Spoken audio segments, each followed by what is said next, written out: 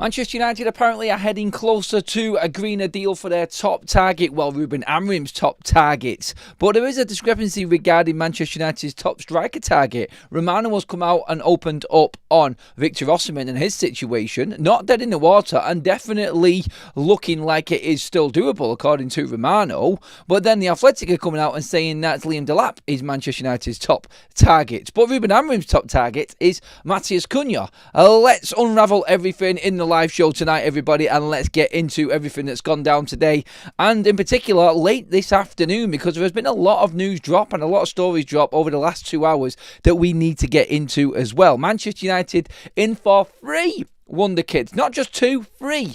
You could probably say we're in for about 10, to be honest, in terms of what we've been reportedly looking at so far in terms of the academy market. But how many will we get over the line? A lot of this talk is all dependent on what a lot of people are saying, and good journalists as well, in terms of Manchester United knowing exactly what competitions they're playing in next season. We've talked about this before. Let's break it down. Let's get your comments in the live chat and let's get on with this show, everybody. We've got loads to get through. So let's go and, well, I say let's go and let's get right into it, because we need to make haste with the time and everything that's going on, because Matias Cunha, first of all, it excites me. It does get me enthusiastic about next season, because the news coming out, and it was the Daily Mail first of all, the Athletic have been talking about it as well, Ben Jacobs has been talking about it as well. We know about everybody that's mentioned Matias Cunha possibly moving to Manchester United. It's there for everybody to see, and I think we can get a little bit more excited about this being a real prospect right now. I have got a poll running right now.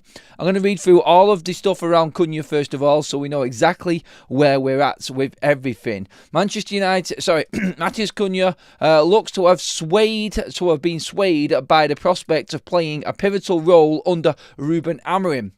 This from Simon Jones of the Daily Mail, first of all. Manchester United are getting closer to an agreement with Matias Cunha to sign for Manchester United for next season. Now, that was all run from the Daily Mail. Also say United are hopeful of having terms in place by next month while they still have headroom under PSR. Right, okay. Now, that little section there at the end is what I've been banging on about for weeks now. The transfer window opening early means that there is 1 month to play around with before this year ends. Financial figures need to be in. So we don't usually get the window open. It's usually open around the 1st of July.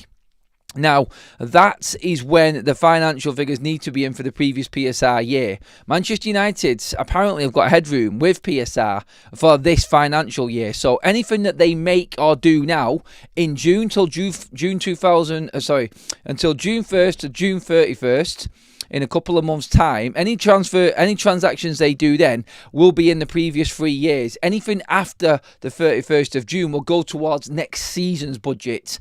So if there is anything in the coffers now, or anything that Manchester United have made or can make happen or feel like they're comfortable with, they're going to try and get it done in June, which is what I've been saying all along. The fact that this window's opened early and given teams a chance to actually cover ground in terms of what they might be missing in terms of finances to meet with PSR thresholds, or maybe they've got a little bit of room where other clubs don't and they want to get this deal done quickly so no one else comes in, because there will be clubs that can't spend anything from June 1st to 31st because they're banking on their finances for the year after. So some clubs will come in and try and take advantage of this, particularly, like I've said before, the Club World Cup teams who are going to get paid this month as well for being in that competition to help balance this year's finances. Hopefully that makes sense. But what the Daily Mail is saying there in Simon Jones is United are hopeful of having terms in place by next month while they still have headroom under PSR.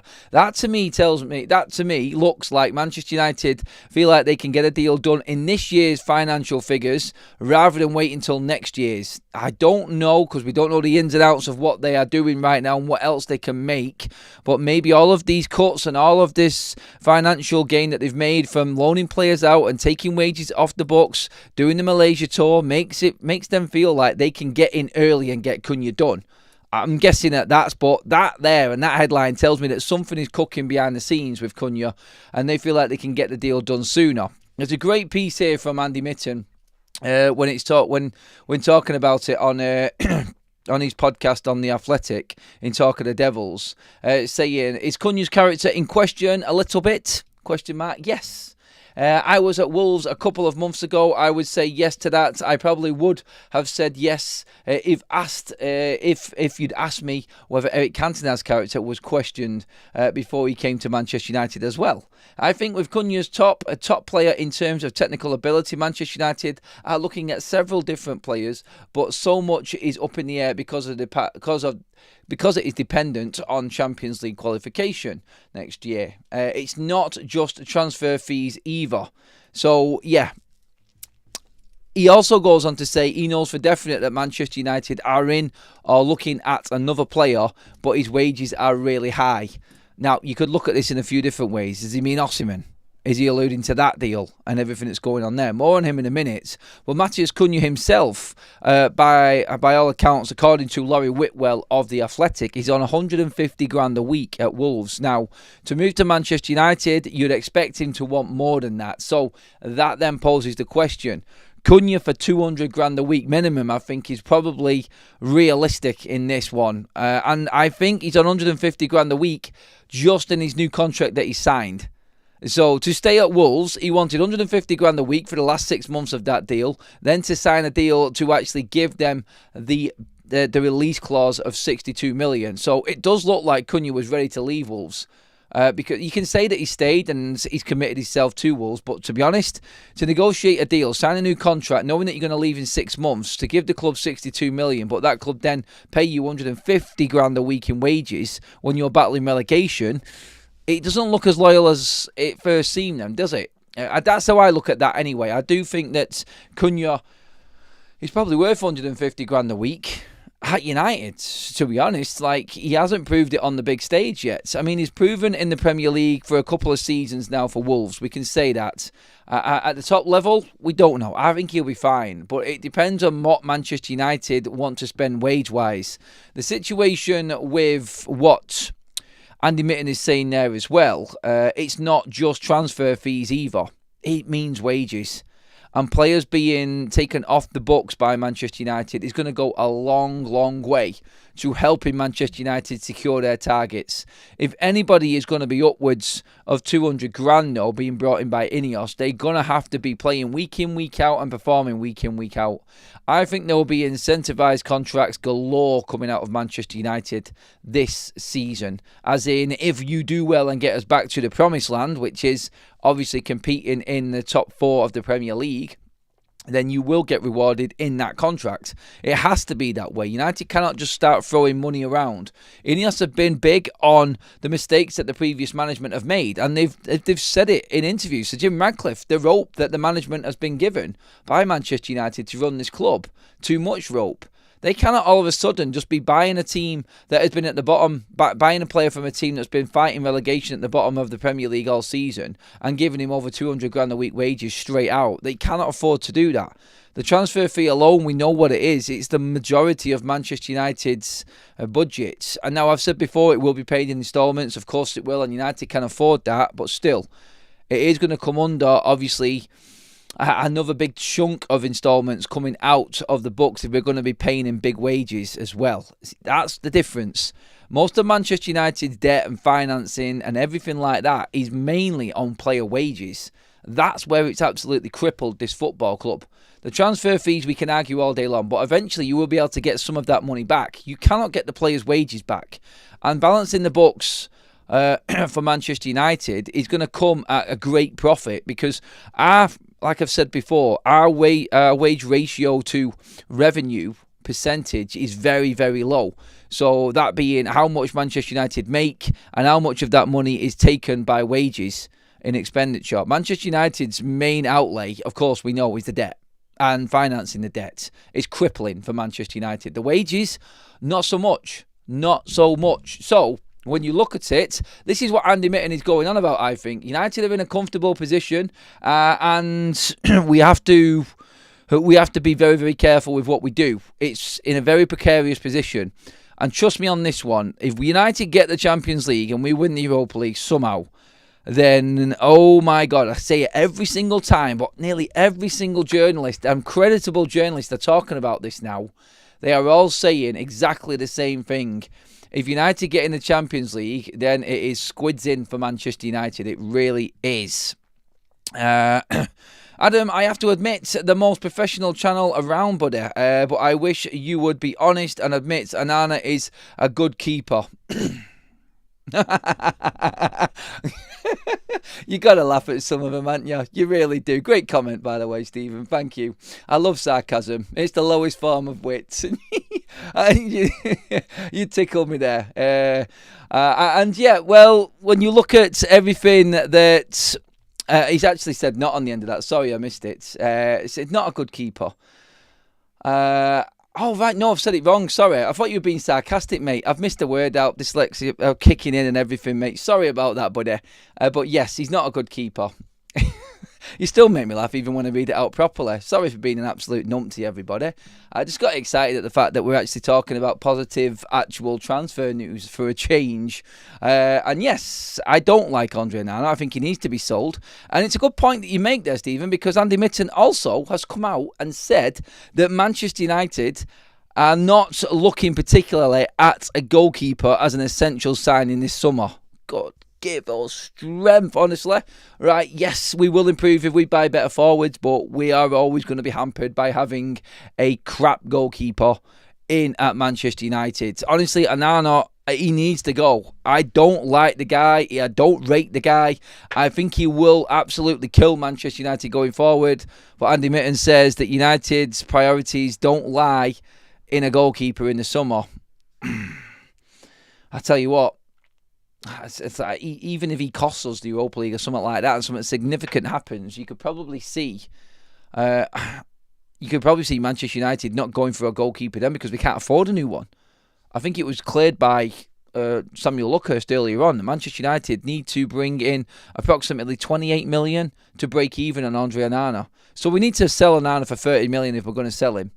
I don't know who's going to come in and buy him apart from the Saudi Pro League. Let's see how that one develops. But Mitten there, talking positively about the transfer market for Manchester United. Matias Cunha is a top target for United, and United are edging ever closer to getting this deal done. Everybody is reporting the same thing now, and it is a little bit encouraging to see things like this actually happening. Matias Cunha swayed by the prospect of playing a key role, a pivotal role under Ruben Amorim. Now, I did mention this morning them pictures and that video of Amorim with his arm around Cunha walking down the tunnel at Old Trafford. You knew the Cunha stories were going to start to spread like wildfire straight after Man United played Wolves at Old Trafford. We did sort of warn you about that actually coming about, and it is there for everybody to see. So, yes, Cunha, top target for Ruben Amorim. And that is good news for Manchester United, because he is a top player, and United do need someone like him. They really do. Let's just see what else we've got in the chat here. Let's open it up to everybody and see what else we've got. Cunha is overrated. Good player, but not as good as some of our fans. I think he misses a lot of chances. Well, he's got more goals than both of our strikers, actual number 9s, put together this season. So, yeah, he's better than what we've got, and I do rate him as a keeper. He doesn't lose the ball too often. He looks after the ball very well, and I think that works incredibly well for Ruben Amorim. It really does. We ain't getting top 4. We'll struggle to make top 6. Let's be sensible. Amorim will need 2 windows to make the start. To make it start looking like a full Amorim team. Dark Muppet rises. We have to be in the top 6 next season, or I think he'll get sacked, mate. That's just my honest opinion on it. We have to be real. Manchester United, their finances and what's coming in, we have to be back in the top 6 at least next season, mate. It's as simple as that. That's got to be the target. Europa League football minimum is where United need to be. I hate it. I don't like Thursday, Sunday football, but that is where United are aiming. Rashford, Sancho, Casemiro off the box, and that massive chunk of wage bill. Yep, that is where Manchester United might be able to make some ground in bringing in other players. Say, for instance, you sign Matias Cunha on a 6-year deal, which would take him up to the age of, 31, if he stayed out the full term of that contract. That's never going to happen. We know it doesn't happen. New contracts are negotiated later down the line. Will he get a new deal? If Matias Cunha comes in and gets 200 grand a week wages, he will be on more than anybody Ineos brought in so far.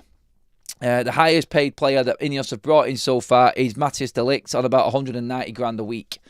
So that will be another record for Ineos if he does. But that's him on that wage now until he gets to his prime, you would say 28, 29.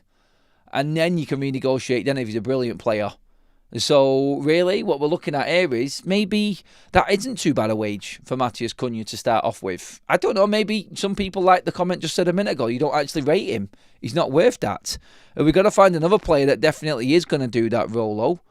And that's not that easy. Right there, you have got someone who is proven for the last 2 seasons at Wolves that he is a cut above at that level. And Manchester United right now need them sorts of winning characters within their side. Yes, he does have some attitude problems. I don't mind that if it works and he does his business on the pitch. His attitude problems have come pretty much off the field. In terms of disagreements with the coach, obviously falling out at the end of the game, showing his passion, grabbing other coaches, a bit of a scuffle.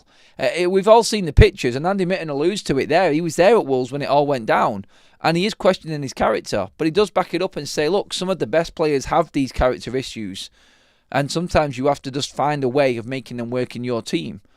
The football is paramount, and if he adds up character on the pitch and that winning mentality on the pitch, that's what Ruben has to go down and get. That's where he has to be 100% certain. I think Ruben can deal with the off-the-pitch antics and deal with that. He needs players that are not going to melt as soon as they walk out onto that pitch, and that's what a lot of Manchester United players do week in, week out in our bread and butter, the Premier League. So that, I feel, is why United are looking at Cunha. He is a character and a mentality monster, I think, and that is big.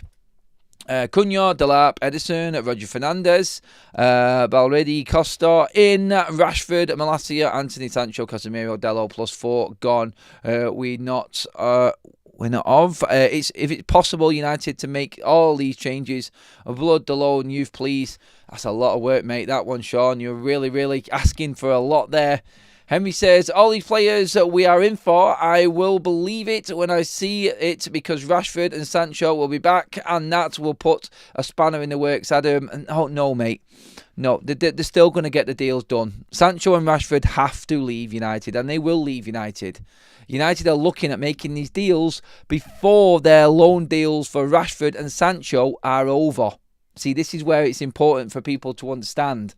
Cunha, according to the reports and what the Mail is saying, is going to be one of these players that comes in June. Now, loan deals don't end until the end of June. That's pretty much it. That's when the new contracts get developed. That's when the new contracts get made. That's when the year ends, basically.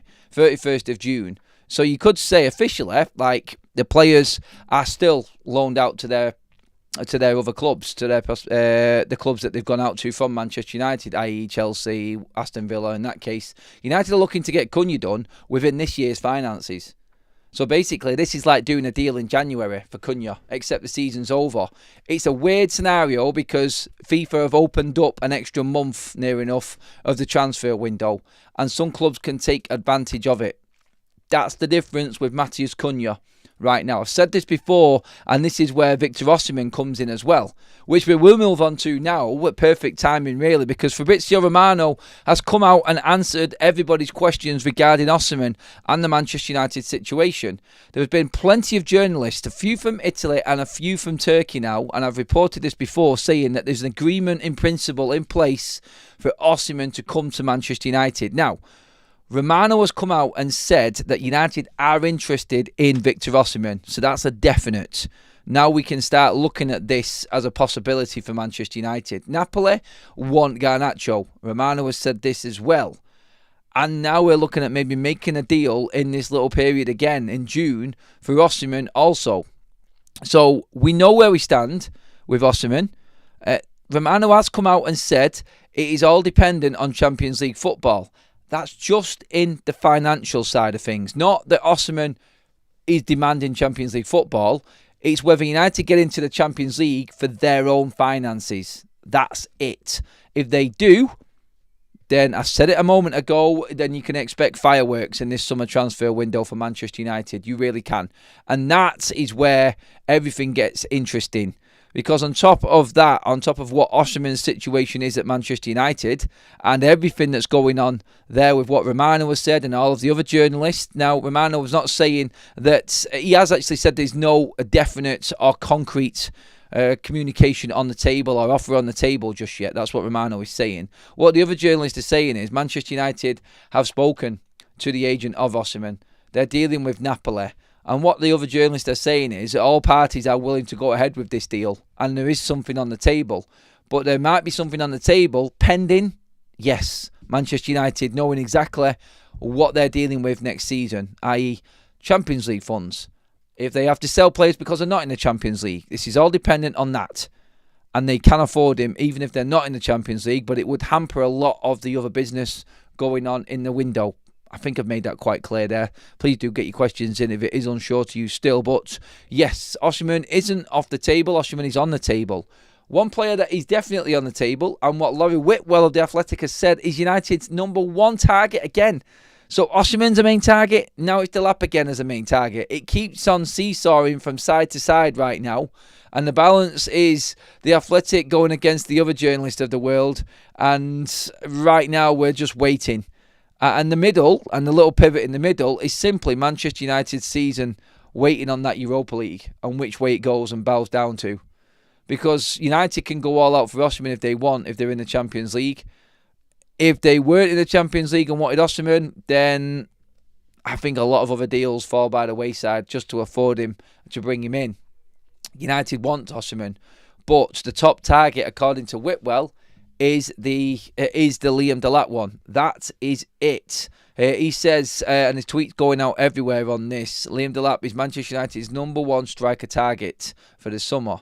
That is everything that Manchester United are looking at in terms of top players. Your main three players right now in play for Manchester United that come into play as soon as the season finishes, and I mean literally June 1st, Liam Delap, Victor Osimhen and Matias Cunha. They're your players. They're the ones that we need to keep an eye on. They're your main three. Could United get all of them? If you're in the Champions League, yes, if we wanted to, but I don't see it. Oh, I don't even know which way we're going right now with this. There's too many reports. In terms of I know where we're going, I know that Manchester United are literally going into every single pie and making sure that they've got a piece of it to make sure that that club actually knows that they're interested. They're hedging the bets. They're making sure that all angles are covered right now. And when you look at the situation with the Europa League determining a lot of what happens in the summer, you tend to sway towards the Cunha and Delap, because I'm not fully confident United are going to win the Europa League still. Look, it's, I would say, 50-50 right now. I think United can beat Bilbao. I do. And I think we can beat either one of Bodo Glimt and Tottenham in the final if it comes to it. It's no problem at all. But we could also lose to every one of them teams. And then all bets are off. Well, a lot of the big name bets are off, I would say. But again, I think that will force Manchester United's hand in releasing players and selling players also. And the window still wouldn't be dead on that one. But yes, do get into the comment section as well, please, everybody. We've got a poll running right now. I'm going to run this all the way through. Does Cunha's character concern you? Andy Mitten of The Athletic and Talk of the Devils podcast has been talking about this, saying that he does understand why people are questioning Matias Cunha's character, but at the same time, he would have said the same thing about Eric Cantona when he was coming to United. It's what they do on the pitch. It's how they're received by the fans. It's everything. And you know what United fans are like. If they see a cult hero, they will cling on to him for dear life. And that player will thrive if he has got the right character and the right skill set at Manchester United. We know this. We just haven't bought the right players. And this is where recruitment and what Amorim wants and what he sees in the characteristics that he wants. This is why United are looking at Matias Cunha. This is why this is such an important deal for him and for Manchester United. But everything on the Cunha side is leaning towards the positive. It is happening at the moment. Delap, apparently, again, more reports have come out on him. As besides what Laurie Whitwell says, there are other reports as well coming out of the Daily Mail, again, saying that Manchester United are favourites to win the race for Delap. Again, They are still running with that story that was there last week, and that Delap is going to be more likely playing for Manchester United next season than Chelsea. That, I think, is something significant as well in all of this, because if he is preferring to go to Manchester United, do we go all in on him? Do we get Cunha? And then you're talking about them two wages together probably being the same as what Victor Osimhen's would be. I think we've also spoken about that before as well. Right, so let's get some more comments in on this. We have got other news to get through as well. Lots going on tonight. It's kind of exciting again. Feels like the window is coming closer and closer and closer with how much speculation and news is starting to circulate right now. It is interesting. If we are flying on those three, then we are in trouble and further in debt, says Fred. Not really, because we're going to be selling other players, and it's about what Manchester United earn from them players as well, and why the recruitment is so important. We can't just say that we're going to buy them players and we're just going to be the same crap team. No, you're expecting Man United to do better and be in the Champions League with players like that. So where I get what you're saying, Fred, is yes, it's an outlay at the start, but if you've recruited these players right and you know that the characters are right to work in your side and work with Ruben Amorim, you'd expect them players to then actually produce the goods later down the line and get you back into the promised land, which is Champions League and Champions League money and competing for all the major trophies. And that way, Manchester United finances take care of themselves. And that, I think, is a whole banker on what the risks are of the transfer window. It is. United are in a horrible position right now when it comes to the finances and the transfer window. We are taking huge risks this summer, and I think it is a one-shot, one-moment transfer window where we have to get it right. Ruben has said we have to get it right. Sir Jim Ratcliffe has said we have to make sure that the recruitment is right. Now that everything is in place, it's all about recruitment.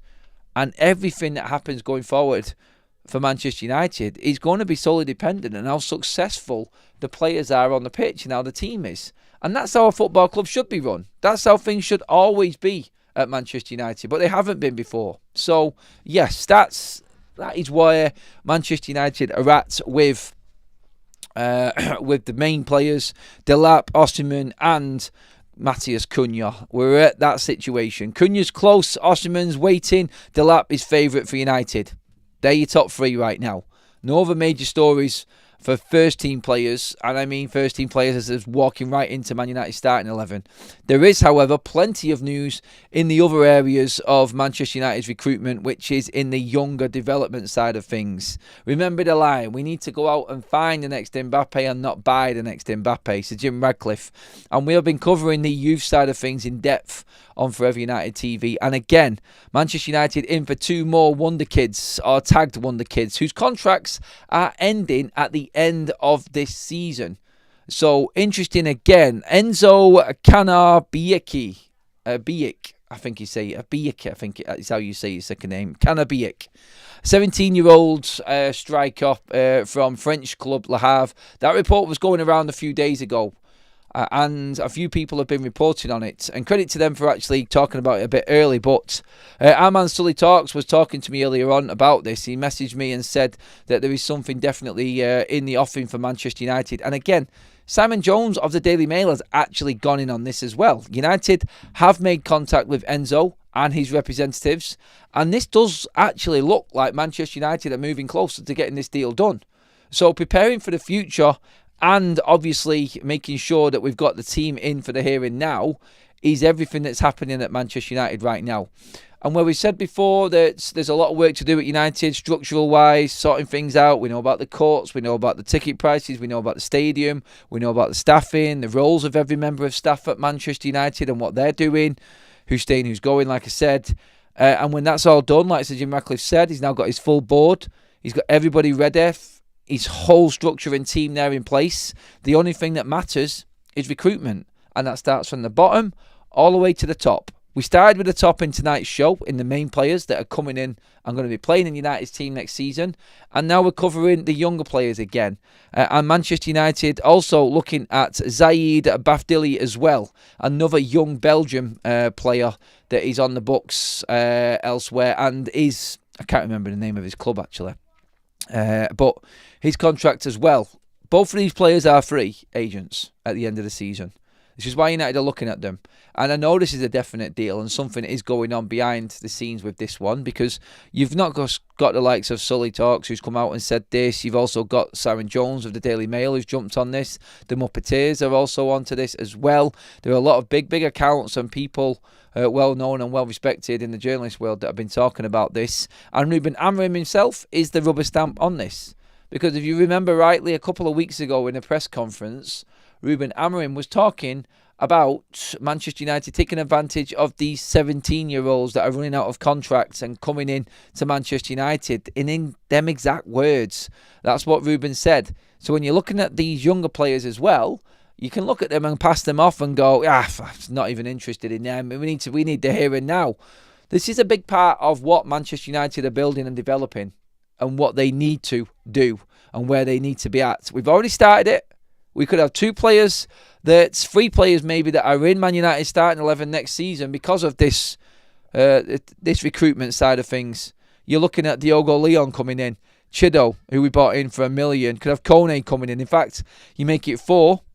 You could have Aiden Heaven more prominently playing a role in Manchester United's back 4. All peanuts paid for. And this means that Manchester United may end up selling the likes of Lisandro Martinez. You just don't know. You don't know. Dalot, Martinez, these players could go for Manchester United. It could be a whole new age right now. And the recruitment side of the younger players is just as important as these senior players coming in. Obviously, everyone wants to know about the big players, the big money signings, and the players that are going to feature instantly at Manchester United. And that, I feel, is exactly why people want to look at that more, because we're so crap on the pitch now.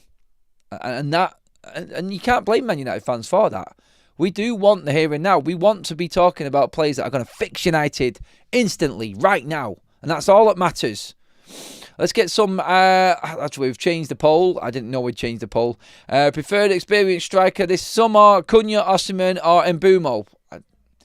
Probably could have put on Delap on there instead of Mbumo. But... yeah, and Mbumo is another target, but it does look like Liverpool are favourites for him right now.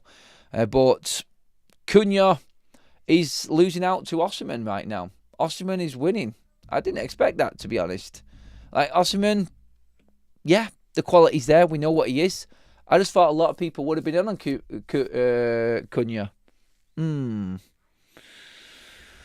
I mean, Cunha's not even a number 9.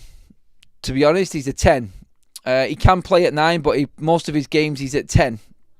So I think the versatility of Cunha wins it for me. I've got to say that. I would say Brian Mbumo, for instance, as well, another player that United have been linked with. He's a player that plays out wide and into the middle as well, so both roles for him. Versatility is going to be a familiar word, I think, for Manchester United fans this transfer window. I think that's something that Ruben definitely wants to get into. Anno, welcome to the members club, my friend. Love that, buddy. Thank you so much, mates. Please do keep your likes coming in if you're loving the content, everyone. We're well over 200 already. Absolutely love that. Thank you so much, everyone. Keep them piling in. Right, let's get a few more comments in. One thing Sir Jim has done, he's pulled his out of his... Right, another typo. Sorry, mate. One thing he's done, he's pulled out of 90% of other sponsorship deals, so more for United. Just wait until the start of next season. I wouldn't necessarily say that was everything, because he cannot invest money directly into Manchester United because of PSR. Now, if Manchester City win their battle, which they will do against the Premier League for the club sponsorship set up and owns sponsorship, then Sir Jim Radcliffe is open to invest into a sponsorship deal for Manchester United and pump what he wants in via the sponsors. So that is a way that he can invest more in. But can you see him investing more in if he isn't going to take more of a stake in Manchester United? I think it works better for him in terms of the sponsorship side of things, because he can actually get around that and make it profitable for him as well, rather than giving the money straight to the Glazers, which would be investing direct into Manchester United, because at the moment it doesn't look like they want to relinquish any control at all. Manchester United have maintained contact with the agent of Benjamin Sesko. Yes, we spoke about that the other day, actually. We are still in contact. We have contacted Eze as well, Sesko, Brian and Boomer. We have contacted all of these players' agents. Gavin Upsall, welcome to the Members Club, gifted by Jordan Hall. Thank you very much, Jordan. Love that. Very generous of you again, my friend. Frimpong must come. Dalot should leave. We're not going to get Frimpong. He's too much money, and United can't spend that, I'm afraid. Cunha and Osimhen, I want. I think most people would say that I would take both Cunha and Osimhen. Yep, it's doable. It is doable for United in certain scenarios this summer. Xerxes would be a good creative 9 if Mbeumo and Cunha was behind him scoring the goals. I don't want that deal. Nope. I don't want that. Xerxes is not a 9. He never will be a 9, I don't think. He's not that natural finishing, instinctive striker that we need. He's a 10. I think he has to wait in line with everybody else. United qualify Champions League next season. Maguire signs another 5-year contract. Life is good, guys. Cheer up. Stephen, never going to happen. Oh, can you imagine? Maguire there for them moments. Good old slabhead. Did you see them signs held up by St Etienne fans? Mercy Maguire. Oh, that is rubbing it in, isn't it? We can't laugh. We were beaten by Wolves at weekend. So, yeah. No room to talk, Man United fans. But it was quite funny actually seeing them signs and seeing what the French fans were doing over there. Manchester United as well, still in and are possibly ready to trigger the release of River Plate 17-year-old wonder kid. I'm sick of using that word right now. But another attacking midfield, Franco Mastertuno from River Plate. Another Argentinian on Manchester United's radar. Another one, 17. How many are we going to gather together? When you look at the deals like we just said there about Enzo Biek, you look at his deal and it's free. You look at Zaif Bafdili, the other Belgium kid, it's a free. The kids from PSG, the 2 French forwards there as well. The French forward and defender there as well.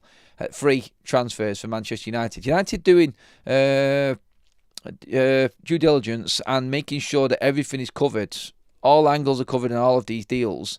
I think it's good that we're actually seeing Manchester United dig deep and actually get right out there in this transfer window. Recruitment has been a downfall for Manchester United for decades, near enough. Poor recruitment. Expecting United to just lure players in because we are Manchester United. It's not the case. You have to work harder. And I think United are realising that now, and we are on top of it. Neil Crowd says, Delap on his own is underwhelming. However, never believed a word of these Turkish sources on Osimhen. Well, Romano has said that United are interested in Osimhen, but it depends on the finances. And that does, I think, does rely on the Champions League. So let's see on that one. Again, all eyes on the Europa League games. Bilbao is huge now for Manchester United. Jonathan says, if we get crazy money offer for Dalot, then sell. Otherwise, be crazy to let Dalot go. Plays left and right, always available, just not of the right quality. But Jonathan's right. The biggest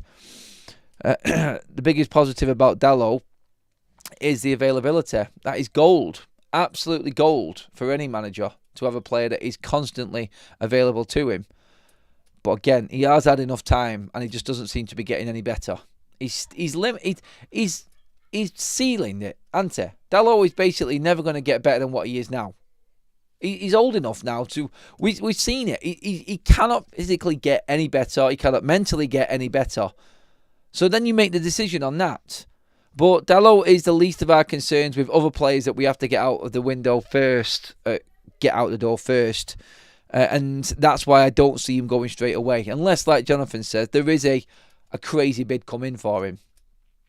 Mr. Dacia Sandero says, Cunha and Eze Delap is still a player in development, so I'm not sure about him, but surely our main priority has to be a top-class keeper. No, it's not. We're in for the forwards. The keeper is not a priority.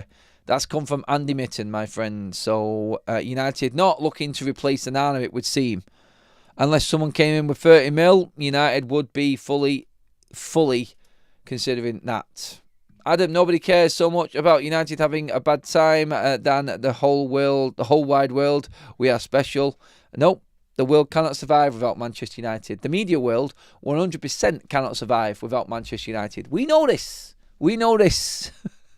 Europa League trophy and removal of bad contracts is the key to acquiring the players we need, says JRAM21. Anno is in and says, if we knew Amorim would be our manager, we'd have kept Wan-Bissaka.